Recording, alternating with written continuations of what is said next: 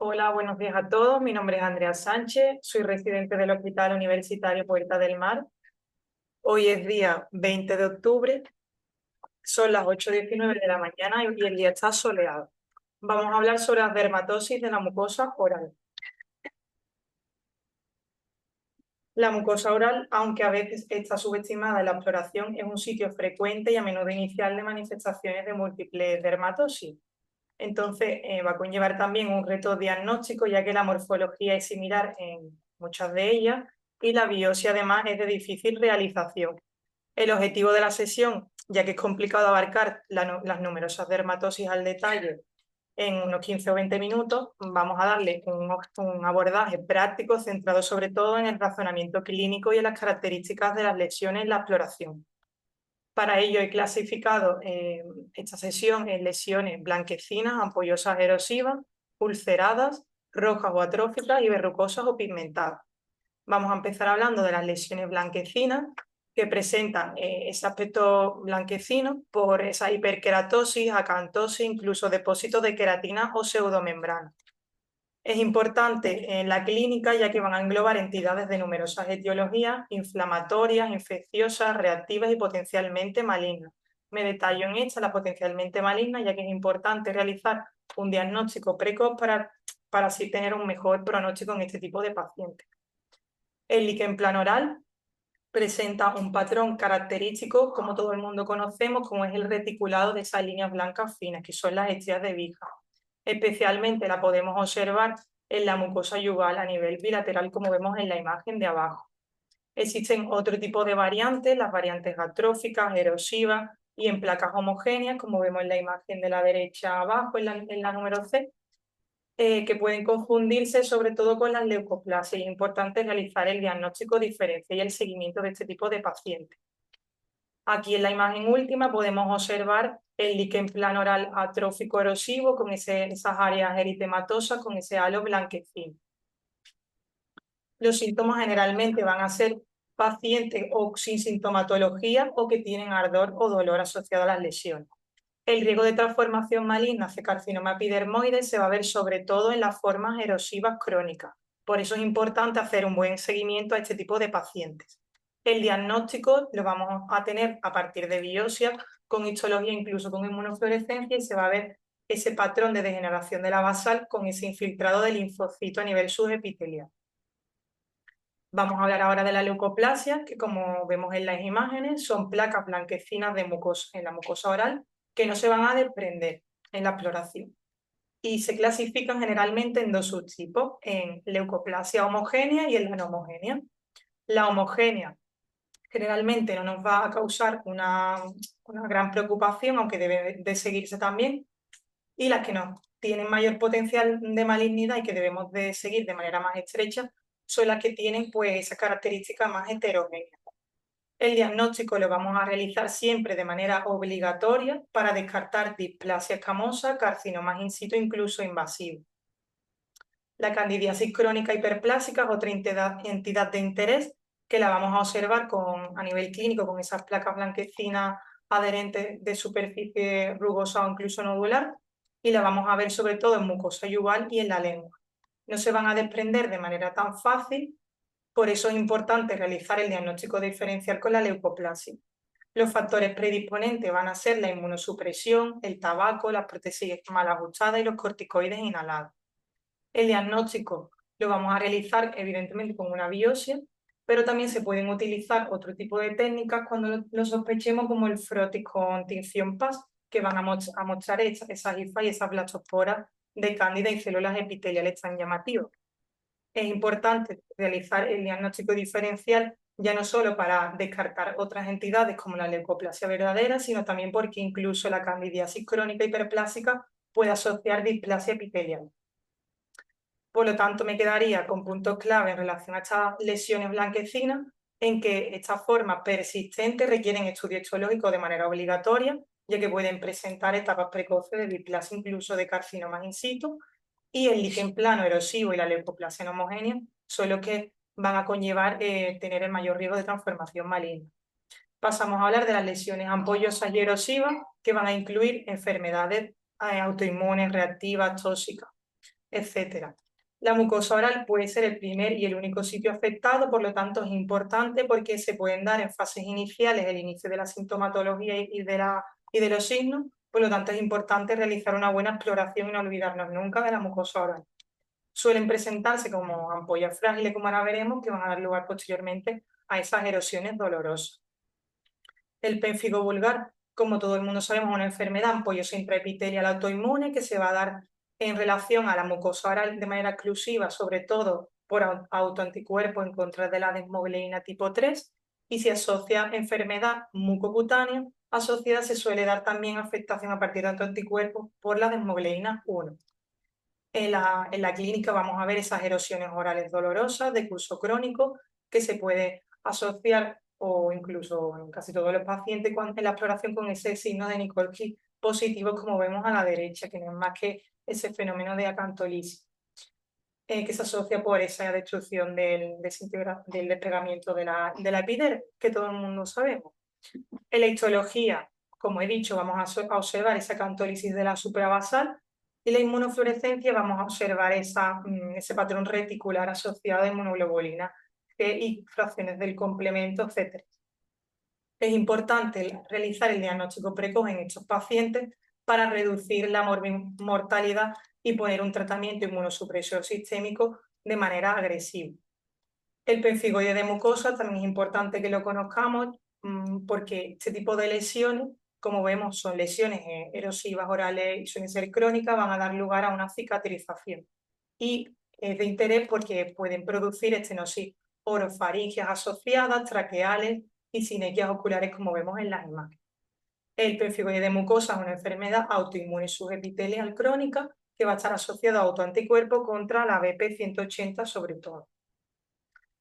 Pasamos a hablar ahora del eritema multiforme y el síndrome de Stevens-Johnson, que generalmente lo vamos a ver como un cuadro de reacción aguda mucocutánea, que si estamos en el espectro más hacia el eritema multiforme minor en relación a infecciones como el herpes, o fármacos en relación más al espectro de eritema multiforme mayor, síndrome de Stevens-Johnson y necrólisis epidérmica tóxica. En la clínica se va a asociar con esas erosiones hemorrágicas dolorosas, el labio, mucosa yugal y otros sitios. Y en términos del espectro más hacia el Stevens-Johnson y la necrólisis epidérmica, esa mucositis más severa, lesiones cutáneas más diseminadas y afectación sistémica del paciente. La sospecha diagnóstica lo vamos a ver porque además de la mucosa oral se van a afectar otras mucosas en el cuerpo, además de la afectación con fiebre y el inicio no muy, reciente de fármacos. La histología se va a ver una necrólisis epidérmica extensa y es importante saber también que el eritema multiforme minor se puede confundir en etapas iniciales con el pénfigo. El síndrome de Stevens-Johnson es una urgencia vital, por lo que debemos de detectarlo de manera precoz. Me quedaría aquí con que las lesiones erosivas orales se debe de descartar siempre un pénfigo vulgar o pemfigoide cicatricial para realizar un rápido tratamiento, que el signo de Nikolsky positivo y la distribución simétrica de erosiones van a ser pistas para el mismo, y que en pacientes con esas erosiones agudas y múltiples de mucosas afectadas debemos de pensar en síndromes de Stevens-Johnson y revisar siempre la medicación del paciente. Pasamos a hablar de las lesiones ulceradas, que son hallazgos comunes pero inespecíficos y que comparten numerosas causas, como vemos en la imagen. Se va a dar pérdidas epiteliales y va a dar sintomatología de dolor en estos pacientes y tienen un curso agudo y crónico. Vamos a hablar primero de la estomatitis aftosa recurrente, que es la causa más común de úlceras orales en pacientes inmunocompetentes. Existen subtipos clínicos con una menor sintomatología, una mayor sintomatología, incluso según las características de las lesiones de tipo espetiforme. La topografía se va a dar lugar en mucosa no queratinizada y es importante que conozcamos que no se asocia a virus de herpes simple, a pesar del nombre. Generalmente no vamos a encontrar una causa, pero debemos de considerar siempre en el manejo de estos pacientes la deficiencia vitamínica, enfermedad celíaca, Crohn, incluso VIH, cuando es muy extenso. Aquí vemos una úlcera aftosa superficial, blanquecina rosada, redondeada y con ese halo rojo intenso, que es la característica a nivel clínico, la presentación clásica de este tipo de pacientes. Las infecciones virales es importante que también las tengamos en cuenta en la afectación de mucosa oral. Vamos a hablar del herpes simple con esa primoinfección llamada gingivoestomatitis herpética que se va a asociar también a fiebre, linfadenopatía y múltiples úlceras pequeñitas que van a ir coalesciendo y posteriormente esa reactivación va a dar lugar a esas úlceras localizadas. Y el citomegalovirus también va a producir lesiones a nivel de la mucosa oral en pacientes inmunosuprimidos. A nivel clínico se va a formar esas úlceras un poco más profundas, más persistentes en mucosa oral y es importante que hagamos una buena anamnesis para descartar afectación de otros órganos porque estos pacientes pueden presentar también retinitis, esofagitis y colitis. Y en pacientes que están infectados por el virus de la inmunodeficiencia humana, sería un criterio de si encontrar afectación de estos órganos según los criterios CDC. El diagnóstico se realizaría a partir de PCR en sangre o incluso tejido. Incluso ya afectación más marcada podríamos realizar la histología viendo estas células gigantes con inclusiones en ojo de Bután ya tan características. Las neoplasias ulceradas, como el carcinoma escamoso oral, es importante tenerlo en cuenta. Se van a dar como úlceras únicas induradas y persistentes. Sobre todo se da en bordes laterales de lengua, en piso de boca, en mucosa yugal posterior. Y es importante también hacer una buena anamnesis para saber que generalmente se asocia al tabaquismo, al alcoholismo y a otro tipo de lesiones. Es importante que sepamos que siempre debemos de biopsiar úlceras de más de 3 semanas, incluso yo diría de 2 semanas, sin una causa clara y que no desaparecen a pesar del tratamiento.